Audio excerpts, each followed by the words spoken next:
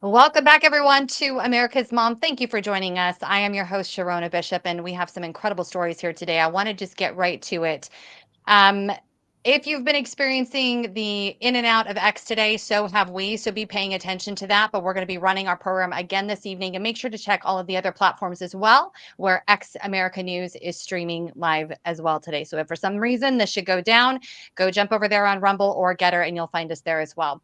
So at this point, what I'm seeing on X a lot and what the American people are asking about is what's going on with the DOJ? Where are the indictments? Where are the arrests? Oh, and by the way, whatever happened to the life insurance policy on Anthony Weiner's laptop? I mean, these are all questions in addition to the Epstein list that we still don't have answers for. And maybe we're just impatient. Maybe we don't understand all the bureaucratic red tape that Elon's trying to cut through right now, that President Trump is trying to dismantle right now. But the American people are growing very, very impatient because we've had a small understanding of the vastness of this entire orchestrated blackmail ring that's been going on in Washington apparently for decades. But we want the whole story. And I think the American people deserve the whole story. Well, there's one person who's been on the front lines. And from the very first time that I heard Sidney Powell and I saw the video where she expressed after the 2020 election that it was time to release the Kraken, and she was completely right. We had no idea at that time how destructive the Biden regime was going to be, how invested the DOJ was on attacking every single political opponent out there, from the Gold Star grandmother in Colorado to these elite attorneys like John Eastman and Sidney Powell, and literally trying to take them out both financially and eventually throw them in jail. Sidney Powell has been through the ringer. She just fought again and won successfully her bid for her Texas law license. And she is here today to speak with us about the status of America. What is happening in the DOJ? What's happening with these investigations? And where does she stand now, all these years later, after a great speech at the Heritage Foundation on this Anthony Weiner laptop? It's a question I'm just not going to let go of. Sidney Powell, thank you so much for being with us on America's Mom today. Oh, you're welcome. I appreciate you having me. It's good to see you. It's good to see you, especially see you in the victory chair once again, because you've really been through it. I mean, from We're Georgia. still fighting it. Well, give us an update. What's going on with your situation now? Well, we just beat the Texas bar for a second time, and what amounts to 4 years of litigation now just with the Texas bar. In addition to the Michigan bar is coming after me again. Never mind that I've never practiced law in Michigan. We filed one case there, but it was local counsel in Michigan who actually filed it. And Michigan has no jurisdiction over me whatsoever. I don't have a Michigan law license. I have a Texas law license, and Texas has already exonerated me through the most trying procedure you can imagine. I mean, it was full-blown state court litigation.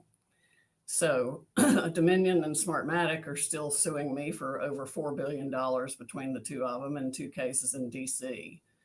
And the rest of the things are pretty much wrapped up, but I've dealt with about 8 federal cases and 3 or 4 state court cases, and a consistent effort by 3 states to take my law license. Sidney, tell me you're above the target without telling me you're above the target. Why are they going after you so hard? Yeah, well, I mean, that's all I can figure. If I hadn't been above the target, they could have just laughed it off. Instead, they've literally used the full force of the federal government and, unlimited funding. You started out the speech at the Heritage Foundation talking about this. If you've ever been on the side of having the full weaponization of the federal government of the United States of America launched against you, you would have some understanding, some idea of what it's been like to be you and just a handful of others in this country. If you don't mind, I want to share this small clip from that speech that you gave to the Heritage Foundation. It's still one of my very favorite speeches on the entire subject of the weaponization of government. But I want to kind of focus in on this particular piece, if you can run that. very clear violations of the Espionage Act and really no issue about intent, despite President Obama proclaiming otherwise. And of course, you realize the reason that Hillary had to be protected was because he was writing her on that secret server using an alias, which shows that he damn well knew and had approved in advance her use of the secret unsecured server. On top of that, there's the Anthony Weiner laptop, which I don't know if you heard this. I wrote an article about that too. 675,000 Clinton emails when they got Anthony Weiner's laptop in a search warrant because of all his sex perversion issues. It was all the Clinton emails, the Clinton Foundation, her Secretary of State emails, Huma Abedin's emails. Lots of people emailed Huma as a proxy for Hillary, and it included what Comey called I must wave my hands more than most people, the golden emails, because they were the BlackBerry backup emails that they were supposedly just looking for everywhere very diligently. Well, guess what they did when they found them on the Weiner laptop? They got a search warrant for things that didn't include the BlackBerry backup emails. So when they told us, when he stood there and said that day, we've reviewed all the emails now, there's nothing there, that was a bald-faced lie. They specifically did not look at the BlackBerry backups, and they didn't look at a fraction of the emails on Anthony Weiner's laptop. So one of the things, if I were the president, I'd do is demand the Anthony Weiner laptop and get it to the most trusted person in the military to take apart everything on it and then start using it. There's a lot that can be prosecuted, I have no doubt, on that laptop. In fact, I heard that the New York police officers who saw some of it, even though they're hardened investigators, literally had to go throw up. Sydney, do you still feel that way, that the Anthony Weiner laptop is the pathway for prosecution finally for these corrupt criminals who've been destroying America from the inside out, starting with Hillary Clinton? Yes, I think there is massive information on that laptop. Whether the statute of limitations is run on some of it now, I don't know. But I would certainly, if I were Kash Patel, want that on my desk day one, along with other things that have been hidden all this time, all the Epstein documents, all of it. Why do you think they're not? Why do you think this has been slow rolled? Or has it been? Are we just impatient? Well, I can't imagine they didn't know. Well, they obviously knew there was more than what they handed out in the ridiculous binder charade, because they marked it binder number 1, I think. So the whole thing I was not very well handled from the beginning. And as each day goes by, people are losing confidence in the ability of the Department of Justice to handle this, when it's crucial that they step forward and do that to restore any integrity in our judicial institutions and our prosecutorial institutions. Sydney, what would block Pam Bondi, Attorney General Pam Bondi, from doing what she said she was going to do, which was to release the Epstein files in their entirety? She came out saying she's going to release it all, but with a few redactions. That's not what they promised. It's not what they said. She went after an agency that now Kash Patel came out swinging, saying, you're not going to be investigating this agency. There seems to be conflict between the two of them, and neither of them are delivering on the promises they made to the people that they were going to provide full disclosure on what has been going on in the annals of our government.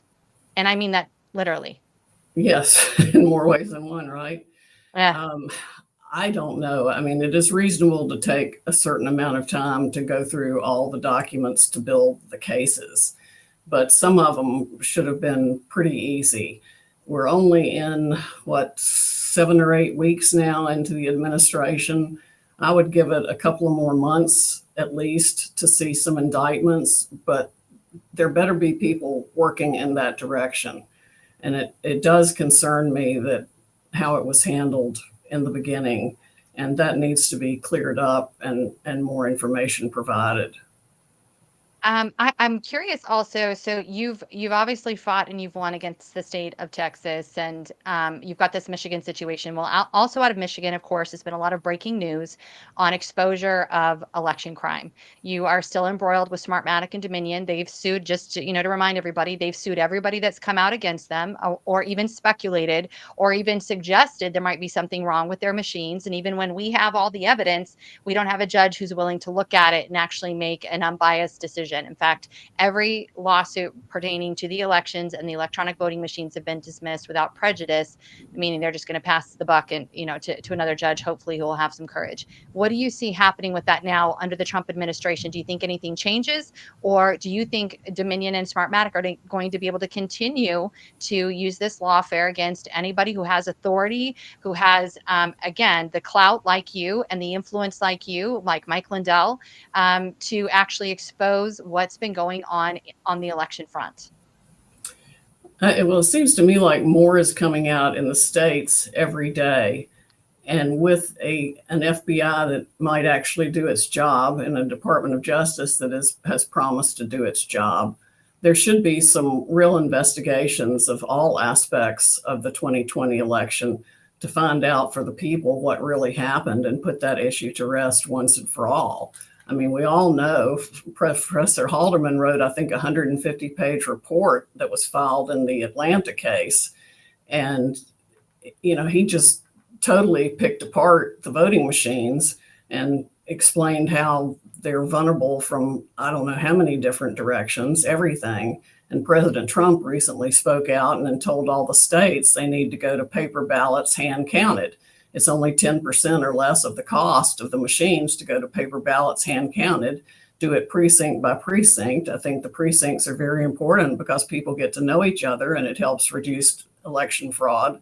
And we need to go back to the basics on that and make sure every legal vote is counted. It's not that hard to do. It's not. And 132 countries ban these electronic voting machines. They don't allow them. We watched what happened in Brazil. It was just I don't understand how we keep down this road of denying the vulnerabilities at the very least. Like you said, Halderman is also a Democrat, by the way. He has no investment in protecting President Trump or anyone else. It's just what he knows and what he does in his classes. They investigate the vulnerabilities of electronic voting machines. But other countries that Venezuela, obviously, we've had investigations now by the Miami district attorney into Smartmatic and Dominion voting machines. He convened a grand jury. We've yet to see what's happened with that against these companies. And yet we're forced here in America to keep going along with this. What did you learn about the relationships between the secretaries of state and these voting machine companies? Why do they seem to get such special protections? Well, one of the things I've heard is that the voting machine companies are very good at treating people in the Secretary of State's offices to vacations with their family in terms of giving them training and all of that.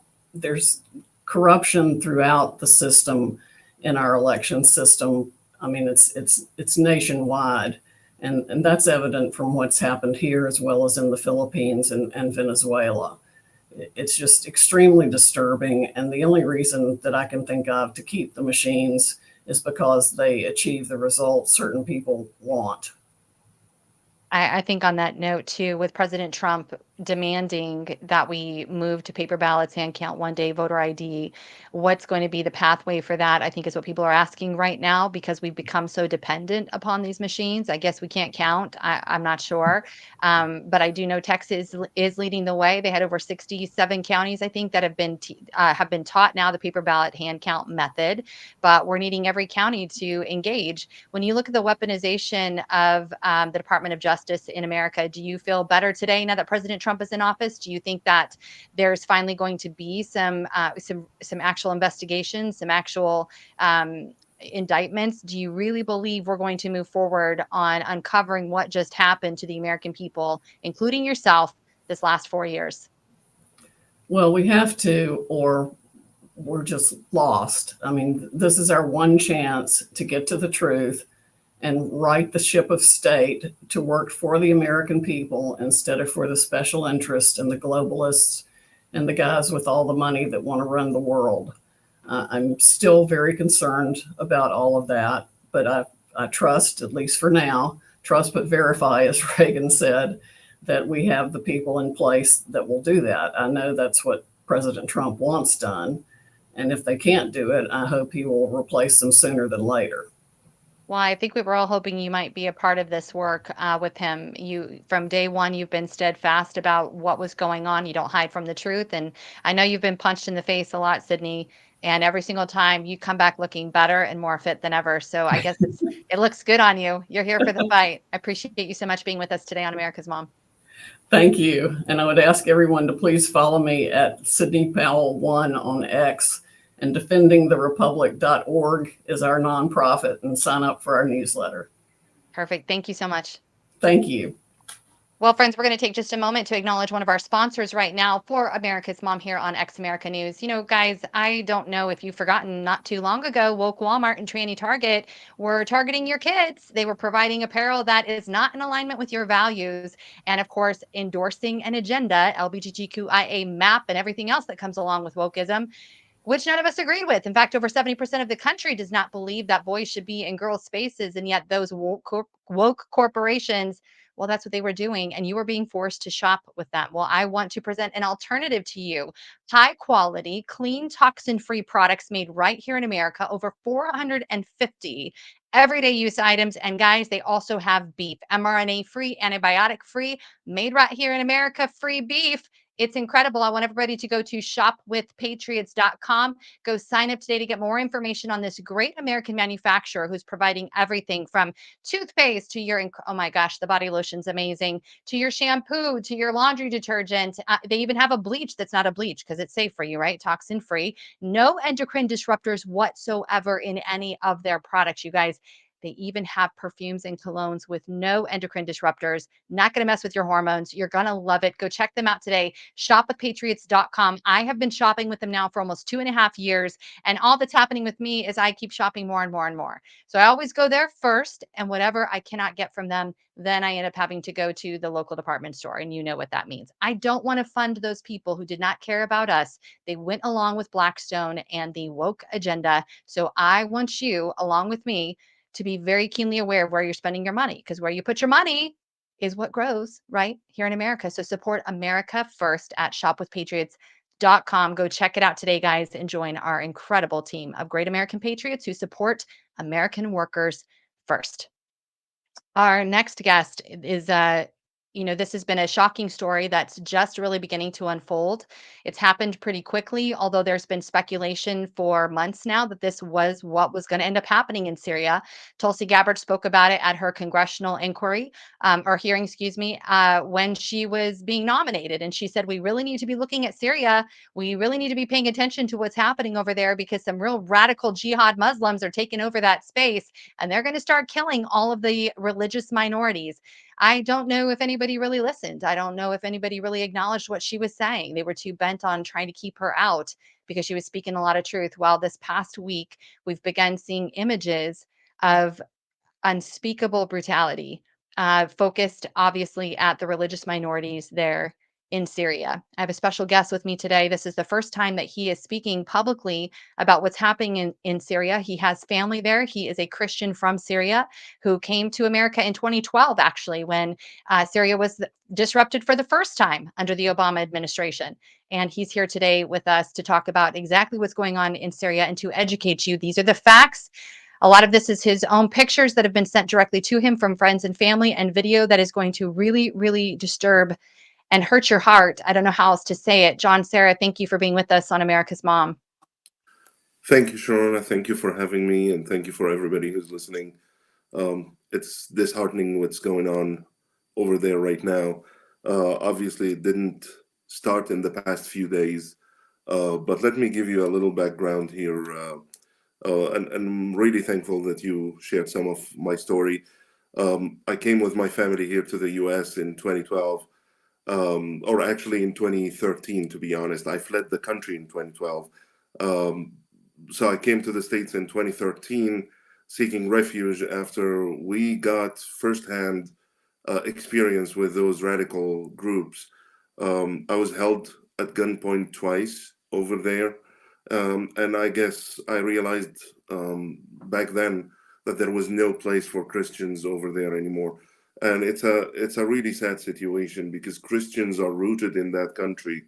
We have a history of 2,000 years. We believe that we are the descendants of the original Christians who believed in the message of Jesus Christ and his disciples. Damascus, the city I was born in, is mentioned in the Bible, in the road to Damascus, where even today you can still find the church that Apostle Paul had his eyes opened, and he turned from being a centurion who was persecuting Christians to a devout apostle who was spreading the message of Jesus Christ. The turn of events that happened in the last few months is certainly not the worst that has ever happened, but it is the worst in our modern times. I have read and I've educated myself on at least 4 massacres that the Christians went through in the last 150 years. Our numbers have dwindled from somewhere around 30% at the turn of the century to today. I think the estimate is less than 2%. But Christians are not the only minority that's suffering right now. In the last few days, we've seen a lot of atrocities committed against Alawites and against Christians. Alawites taking the brunt of it since they were the supporters of the previous regime. There is a good website that documents atrocities.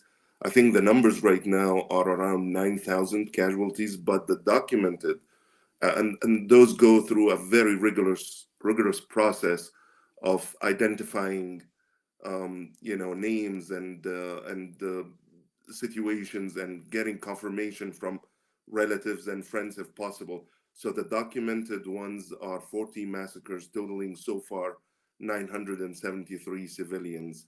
The website is Syria HR, and that's the Syrian Observatory for Human Rights, led by Rami Abdul Rahman. He keeps a very good record of all of this. Now, I want to tie this into why should we care here in the U.S. And I really want to hit this point. 3 months ago, we had, as Tulsi Gabbard has warned, we had basically Al Qaeda taking over an entire country.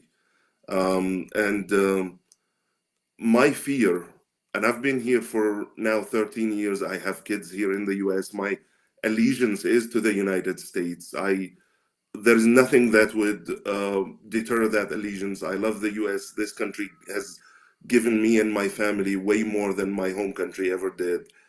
And my fear here, Sharona, is what these people are carrying is an ideology, and an ideology transcends borders. And this is what I'm seriously afraid of. I'm afraid of the future of my own kids in this country. My kids are US citizens who were born and raised here, and they know nothing about the outside world. And I'm afraid that this peril may make its way over here to the US. I urge everybody. Sorry, go ahead. John, many people share that concern, and there are watch groups that have been putting out information. I mean, that really was the biggest concern, is there would be pockets of brutality like we're seeing. I mean, we have a random plane crash that just took place in Pennsylvania that is extremely curious and looking like it may have terrorist ties. I mean, there's been the talk of Islamic terrorist acts on schools. That's been going for the last 2 years because of intel. So I don't think that this is outrageous what you're saying. I want to take just a minute, John, if you don't mind, to share the video of the man who is there in Syria, who is telling exactly what's been happening in his community. If you don't mind, I just want to have everybody listen to this video. And do you know who the man is in the video? I don't, and I've been trying to reach out to a lot of people on the ground to verify his identity. But as you saw in the video, he tried to conceal his identity in fear of Yes. retaliation. So you know what? That's exactly right. Actually, that's exactly right. We shouldn't try to do that. But let's go ahead and play this. If we can just take a listen to this together. And then we're going to share a couple of the victims that we know of so far, also to acknowledge what's happened with them. And, America, as you said, John, I have no doubt that this attempted effort is going to find its way in our states if we don't get serious now. Let's take a listen. Hello, my name is Muhammad. I'm covering my face now because I don't want anyone to see my face, because if they see me, they will kill me. I'm from Syria. I live now in the city of Latakia. Please, please, please. The media is not showing you anything. The terrorists are killing everyone, children, women, teenagers, old people, just killing. There is more than 100 bodies in my village now. Even in the city, they are just taking the children and the women and kill them. I don't know what to do with my mom and my two sisters. Please, you gotta help us. Nobody's talking anything about it. Not the social media or the TV channels. They are all hiding the truth. They are saying that they are killing the resistance, but this is end up 2 days ago. Please, you gotta help us. They have been killing people since 2 days until now. Hundred of bodies are thrown in the street, in the villages, and in the city of Syria. We are not allowed to go out of the house. They just come to the houses, take the people, kill them outside of the house, and take all the phones so nobody record or do anything. Please, you gotta help us. I have two sisters. I have two sisters. I don't know what to do with them. If it's okay for me if I die, but not for my two sisters or my mom. One of them is a teenager. Please, you gotta help us. Nobody's talking anything about it. Human rights, United Nations, anyone, America, anyone, just please help us. You need to do something about it. The social media is not showing anything.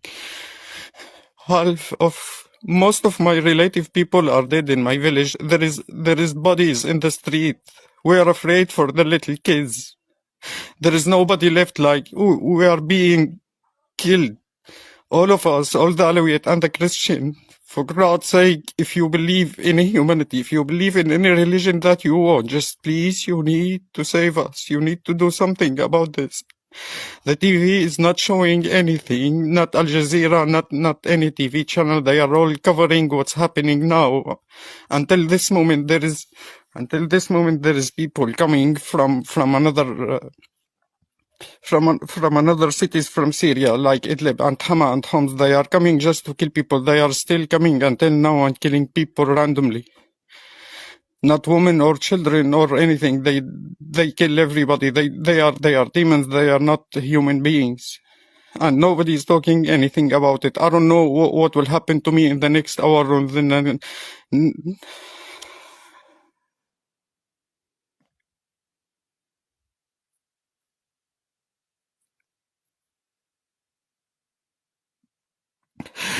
Please, human rights, United Nations, anyone who can hear me, just please save us. You need to do something quickly. We are running out of time. There is no more Christian or Alawite to kill anymore. You need to save what the rest of us. John, that is Yeah. really hard to listen to. That is very hard to listen to. My wife and I still have relatives in Syria. My in-laws are there, and we've been trying to get them out for the last few years. Obviously, with this escalation, we don't know what's going to happen, but we need some kind of intervention. Like I said, this is a peril that I certainly don't wish on my worst enemies, but this is a peril that can transcend borders, and it needs to be stopped. It needs to be stopped, and the killing needs to be stopped as well. I just got news about I think 10 or 15 minutes ago that there was a Christian priest that was massacred in Tartus. I have no confirmation yet. If I do, I'll send that to you. But the name I got was Hannah Gregorius. And I do not have the confirmation for that, but it just came in. So we'll have to wait and see. But yeah, we urge everybody who can do something to do it. So Situation is just critical. Just for those who are just maybe now listening and wondering what is going on, what are we talking about? This has been a total persecution and massacre of any religious minorities, but specifically targeting Christians, as the Qaeda affiliated government of Jolani that, we've all been warned about. Tulsi talked about it during her congressional hearing, is just absolutely decimating the remaining, I would say, those who are not going to go along with their Views. program. Yeah, they're not going to go along with their religion or their agenda. These people have been living somewhat free, and at least been able to practice their faith and not have to live in stress that they were going to be murdered until the entire Syria was completely, as you all know, dismantled just a few months ago. That seems to kind of be the agenda. They go in and just create incredible chaos, reorder, restructure, and it's always the innocent that pay the ultimate price. And right now, because they are targeting these religious minority groups who do not believe, they are not Muslims, and they do not believe in jihad. They're not aligned with this, and so they're just going to be murdered and taken out. And I want to share just a couple pictures you sent to me. These are regular people, and I want you guys to see this. This could be any one of your sons or your daughters. This beautiful young lady, she is part of the medical system there. She was a pharmacist. The names are Hazar Isa, and I'm going to guess this must be a sister, Noor Isa, Zaina Jadid, and Shinda Kasho. I hope I said those correctly. These women were butchered. They were non-combatants. They are pharmacists and doctors, and they're simply being massacred because clearly they're not part of Islam. And this is going to continue. This could be your daughter, your sister. It's unconscionable what's happening there, and the fact that we've been warned ahead of time this was going to happen. You guys all know Annie Cyrus here on X America News. She's been talking about this, saying this was the inevitable outcome, and yet nothing's being done right now. Nothing's being done. I did think it was interesting that as it was catching fire, John, on Twitter, that or X, excuse me, X was having a lot of problems this morning and dealing with deep state attacks on the whole system. So as this is finally going viral, there's another man that you sent to me, Faris Bassam. I hope I'm saying that right, Kawa. If we can put his picture up, he's a Christian, and he was also butchered by this regime. This is Faris Bassam Kawa. Did I say that right, John? Yes, you did. When we get that, please post it up. I want people to see his face, because this is your son. This is your neighbor. And here's the reality: Christianity does surpass boundaries. And those of us who are believers, who are Christians, watching this unfold, at the very least, our obligation and duty is to be spreading this information everywhere and getting it into the right hands. So, John, we have a situation with you and your family where you have family that needs to be delivered out of Syria. And as we watch that young man crying, not knowing what to do, having nowhere to go and no one to help, we're seeking asylum for your family and needing to pull these remaining people out that are going to be murdered if we don't. What can we do to help you? What is the request that you have for America right now, specifically pertaining to what's happening in Syria with your family? So, I mean, my request would obviously be to protect the minorities, if possible, but related to getting my family out. I want to say that we are, although we're immigrants, but we are a very productive family. My siblings and I have a sibling who's the director of pathology, and I have another one who's an architect, and another one who's a lecturer in the University of Texas. My wife herself is a lecturer of math in the University of Texas. I used to be a vice president and CFO in government agencies, and now I have my own consulting business in finance. I worked in the county, El Paso County, for a while. The point I'm trying to make here is, we're productive members of society. We pay our taxes. We're law-abiding citizens. We've never done anything, against the law in any way. Even when we came here extremely legally, and we had to wait for several years to get our interview. My point is, there are situations like the one that my in-laws are in right now. We've been trying to get them out for a while. I don't think they can wait several years. We can get them here through the normal channels, but that'll take probably 7 or 8 years to get them there. I don't think the situation there can, give us that time. If there is any way we can bring them to safety, those are Christians. They believe in the same values that the West believes in. They integrate just like we did with the Western society very well, and they're productive members of society.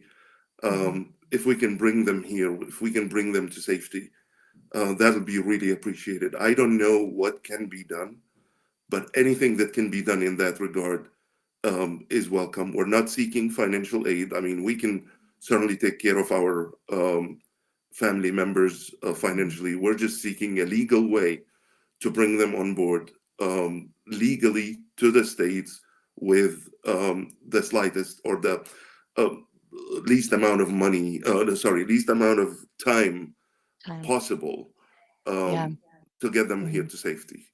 John, Sarah, we're going to do everything we can to help your family get here and spread the word of what's happening. I know there are other families like yours that are trying to find salvation, and we're going to find a way.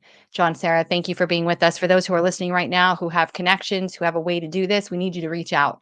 We need you to connect with us here on X. You can certainly email me at contactamericasmom@gmail.com. You can certainly go to our website, americasmom.net, and make communication through there. We're easy to find. We're easy to communicate with. If you have connections and you know a pathway forward, I do want you all to know we are doing everything on our end too, but I don't want to expose that because there's things you guys can be doing, and I need all of us to be on deck to help in this situation because nobody's coming to save these people. It's become very evident. There's not an interest there. So it's going to be on us. John, Sarah, thank you so much for being with us on America's Mom. We're going to keep watching this situation. Thank you. Thank you so much. Have a wonderful rest of your day. Thanks. Thank you. Thank you. Wow. We live in freedom. We live in peace here in America by and large. And what John said is not completely outside of the realm of possibilities that we should start seeing terrorist action and activities here because remember, Biden left the border open on purpose. And we know there are thousands and thousands of jihadi terrorists hiding in our country right now. So it's not outside of the realm of possibility. So if you have the means, you have the ability, you have a way to help make this happen, to bring his family safely here to America, and you do not do it, well, I don't think you would do that. I think you'll find every way possible to help us bring his family here. Please reach out to us.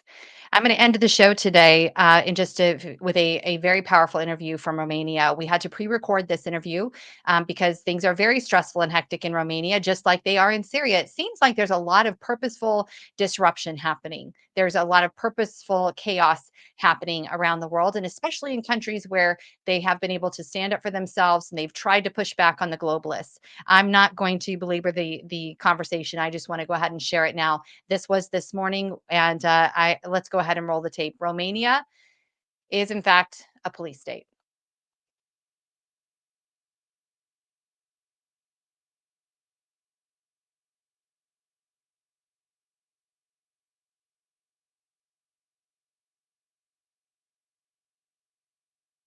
Many of you ask me what is happening now in Romania. We are in an ongoing coup d'etat. Mr.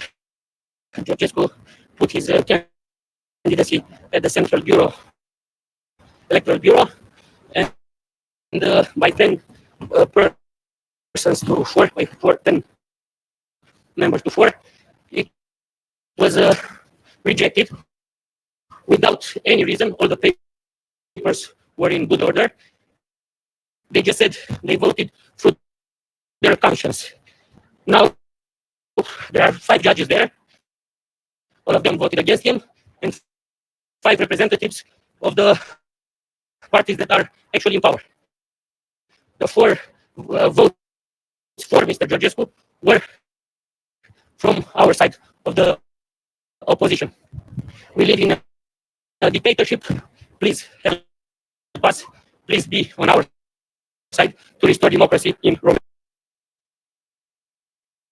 Yes, friends, you are seeing the latest on the coup d'etat happening in Romania, which many are saying are under a police state, which is being supported by the European Union. In spite of them saying they are there to protect and advance democracy, they have allowed for Călin Georgescu, who, as you remember, in December had his presidential victory thrown out by the government, supported by the EU, and advanced by their Supreme Court.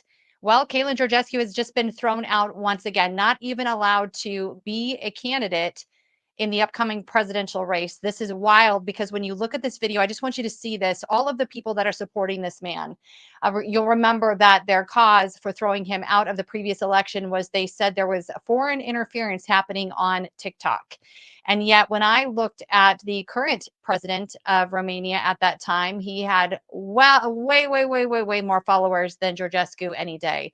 So I'm not sure where the foreign interference is really coming from. But look at this, you guys. Look at all of the hundred thousands of people who have shown up to support Călin Georgescu and his run, his race now to not only be the president of Romania, but to secure and protect this country from truly a communist takeover.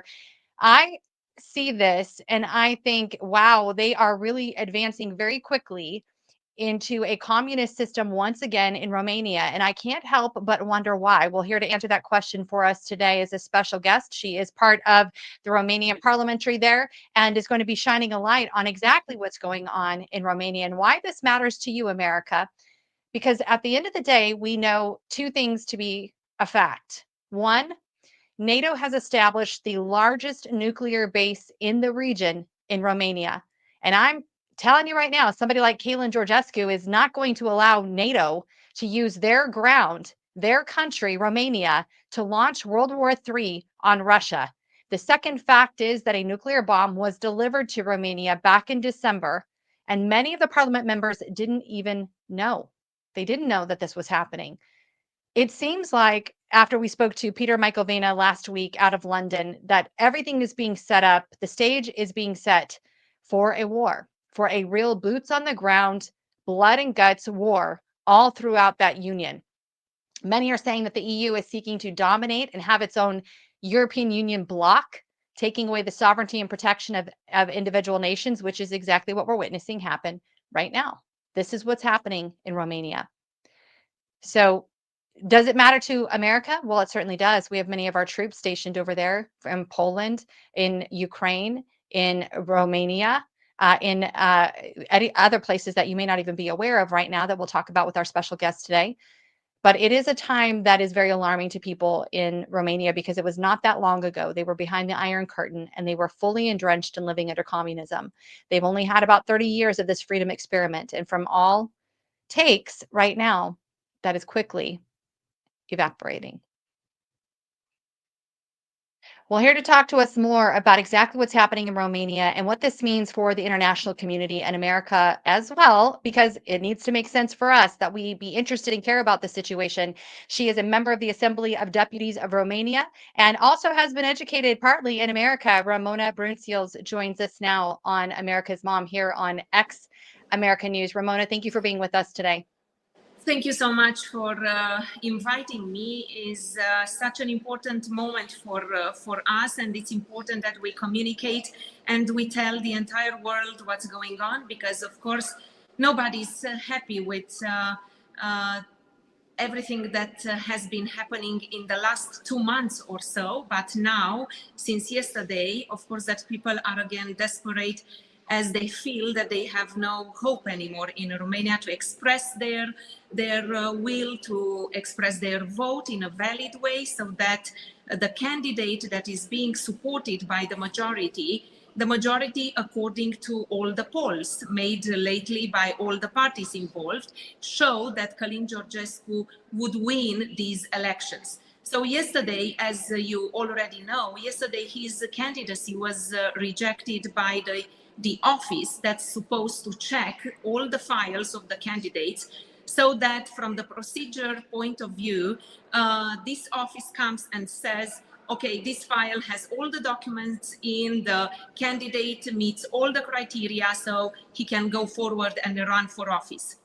Now, since yesterday's decision, of course, that we don't know anymore if Călin Georgescu will be able to run again, since, as you know, on December 6th last year, his candidacy was already rejected, let's say, indirectly, because the Constitutional Court of Romania cancelled the elections in Romania, the presidential elections. So now the only way to try to sort out and to correct what the office, the election office, did yesterday is for Călin Georgescu to submit another paper through which he's contesting the decision that was made yesterday. Now, this paper, this contestation goes actually to the Constitutional Court, which on the 6th of December, as I said before, already annulled the elections. So, of course, that currently our trust, our belief that any of the Romanian institutions would come with a big surprise and with good news for us, of course that the hope is extremely, extremely small, is very low, and people are desperate. That's why you see them on the streets. And that's why they are not just here in Bucharest, but they go out in the street all over the country. And it's normal to do this because finally, you know, if we think pragmatically, in a way, it doesn't matter if the name of the candidate is X or Y. It's about the principles. Here we are talking about democracy, respecting democracy. Romania used to be, at least in our minds and in our beliefs, used to be a democratic country. But currently, from what we see, it's clear to us that more and more, day by day, we are heading toward an authoritarian regime, toward maybe even a dictator that is supposed to take basically run the country and do whatever he or she wants. I mean, of course, that currently we don't trust anymore anything that comes from the authorities, and that's why it's very important to talk to you, and of course to ask for any kind of support, because you know, the image of Romania internationally is extremely, extremely important. But even more important for us is the image that we have with our strategic partner, which is the United States of America. And we put all our hope in your hands, because currently we are really waiting for a very strong signal coming from the US, because US, as I said, is extremely important for our international relations and for everything that happens in Romania now. So here we are. I don't want to break in for just a moment, but I want to backpedal just for a second. You have 100,000, as you said. The population is showing that they are in support of a transfer of power to someone who represents them, that being Călin Georgescu at this point. The reality has been, for those who are learning about Romania, that you guys are essentially being used as a pawn. The EU is not playing fair. They are not supporting democracy as they are created to do, right? They're supposed to be making sure that the countries are playing fair. They're there to be kind of that third party that's intervening when there is problems or things aren't happening that should be happening, which is what you pay them all for. You send them a lot of money to enforce, quote, democracy. Your constitutional court has thrown out democracy.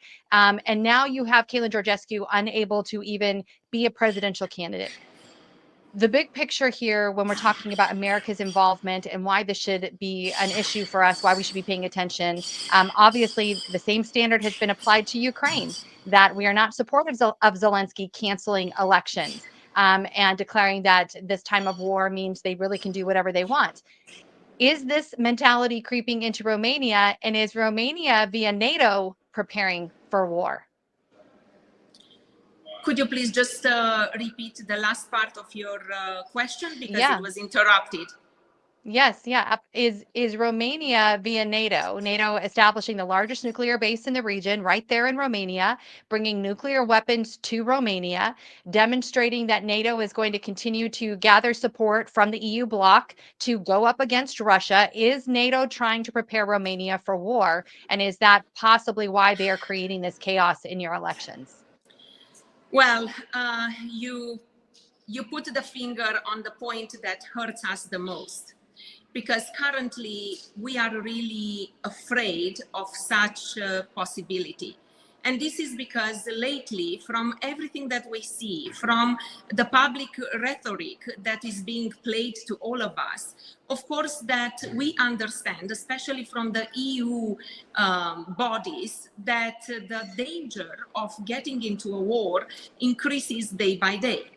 On top of this, in the Romanian parliament, in the last 2 weeks or so, we've had different law proposals that are preparing basically Romania for different military operations. And in such an unstable environment, in such an unstable climate now that we have here in the country, of course, that all these signals that we receive from everywhere, especially from the EU, as you know, Ursula von der Leyen announced the new military plan, and this, of course, that frightens people and frightens us. Now, so far, of course, that NATO has been for us the biggest guarantee that we are safe, that in case of a war, in case of any kind of attack, of course, that our strategic partner is next to us, and NATO, of course, that activates straight away Article 5. Now, it's very sad to see that we start receiving signals that actually is a sort of agreement between the biggest and the most influential people in the world, finally, because we are talking about the ones that run the European Union and the ones that run NATO. Of course, that we are afraid that such an agreement might have happened, and Romania is being used in order to start even more destabilization all over the world. I mean, we are afraid that somehow we could be used and dragged into a war that's not ours. We said very, very clearly, our party, the party that I represent, we said very clearly that we don't agree with sending any kind of troops, military troops, to Ukraine. We said very clearly that we are not interested in any kind of missions, even if they are for peacekeeping in Ukraine. But of course, that for this first, we would need a peace, getting and being agreed. So we are completely against this. But those who run the country currently is not very clear how they position themselves. And as we've seen so far, they've been always listening to what they were ordered, especially from the EU.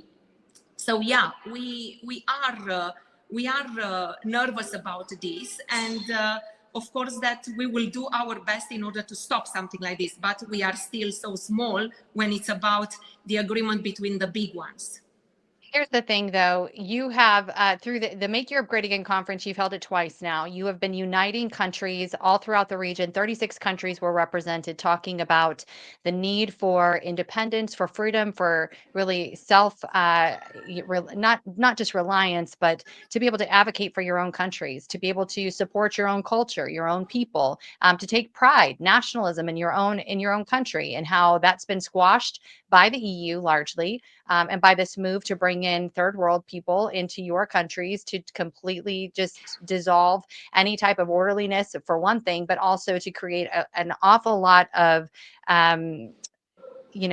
disparity. I guess I would say disparity, to really destabilize, as you said earlier, destabilize these countries over there in the EU bloc. Now, as we're here in America, we're watching what's playing out there. A lot of these types of agendas have played out here in America.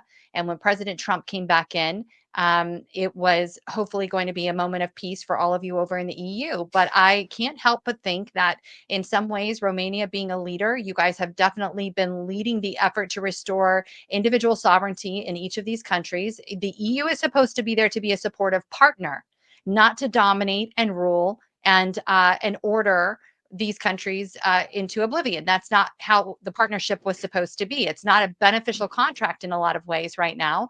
And so I am just wondering, do you think in any way what's happening in Romania is a little bit of punishment for you, your party specifically, the AUR, helping to lead more people into the vision of real freedom? It's so fragile over there. It's so fragile in Romania. Do you think that that is also a potential likelihood that you are being punished? Well, I think it's a valid theory because, as you said, we are really disturbing. We are disturbing those ones that were used so far to give orders to Romania, and Romania to simply respect and execute basically what it's been told. So, of course, that since we appeared on the political scene here in Romania, of course, that those who are used to have such a behavior in a relationship with the EU now are, their mission is much harder currently. And this is because of us, because we are there to say, no, we fully disagree with what you do. We will inform properly and correctly the people. And people currently, they take their information from us. So this, of course, that puts the current power into a very difficult position because they promised to do some things and now they can't do it because of us and because of millions of people that are behind us. So, yeah, we are, even if we are still small, because compared to the US and compared to the parties that you have in the US, we are a small party. For Romania, we are now the second party. We are very important and people follow us. And currently, more and more Romanians want Romania on the first place, make Romania great again. This is what they want being applied here as well. And of course, nobody wants to participate in any kind of war, especially in a war that's not ours. Nobody wants us to continue to pay for somebody else's war. Nobody really wants now to start this plan, the military plan for the EU, as so far we've been investing and struggling so much in order to be a proper partner in our NATO. Yeah, so somehow it looks like, okay, everything that we've done so far in NATO is being somehow cancelled by these people who run now the European Union, because they just want to come with a different plan, as they came so far with all sorts of ideas that only meant lots of money being spent, but no results, like Green Deal, for instance. So now they come with this new initiative that, of course, that every Romanian that has a brain and a clear mind, of course, that knows that such an initiative would pay results only in about 10 years or so. It can't work from today for tomorrow. So they basically want to keep us and make us have even bigger debts that we have, destabilizing us going forward, and basically stop us from expressing ourselves. Because this is the other part of their policies. They really try to come with policies through which they stop us from expressing ourselves. While in the USA, you guys try to make people and help people and support them to express freely. Here, they try to stop us. That's the reality currently. We did see that. We actually talked about that last week, Ramona, that the government is going to be shutting down all political speech. And those who are doing anti-government political speech, on any social media platforms will be fined and they will be removed from the platforms. And I can only imagine that many people will end up sitting in jail cells. That's already happening. Sorry, we just lost her, but Ramona Bruncials from the Romanian Parliament live there in Romania talking about exactly what's going on behind the Iron Curtain. Are we seeing a return of communism to Romania? Well, many think so. And we're going to be following this story because, again, the shutdown of the people's ability, as Ramona was saying, to be able to communicate, to be able to express their opinions is literally being stripped from them as we speak. It is January 7th in Romania all over again, where thousands of accounts will be canceled. In case you're not aware, George Simeon has a presence. He is right now receiving more than 26 million views on TikTok for his content there, just talking about what's happening in Romania. People care about this. They care about government interference. They care about a collaboration through these partners that were supposed to be there to defend the sovereignty of each of these nation states, but instead has decided they're going to build their own Soviet bloc. That's what's happening over there. And then they're going to go up against Russia to have war. Because why? Well, I don't know. Because people make money. That's why. Because people make money. And at the end of the day, what are a few lives lost, huh? What are a few lives lost?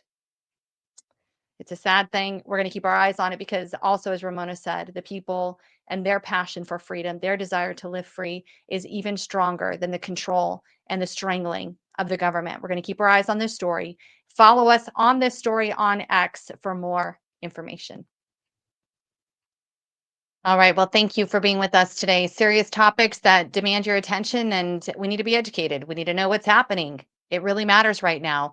The deep state globalists are not going to rest. Evil does not sleep. And friends, just to remind you, all that's necessary for evil to prevail is for good men and women like you, like me, to do absolutely nothing. We'll see you guys back here next on Wednesday. We'll see you back then.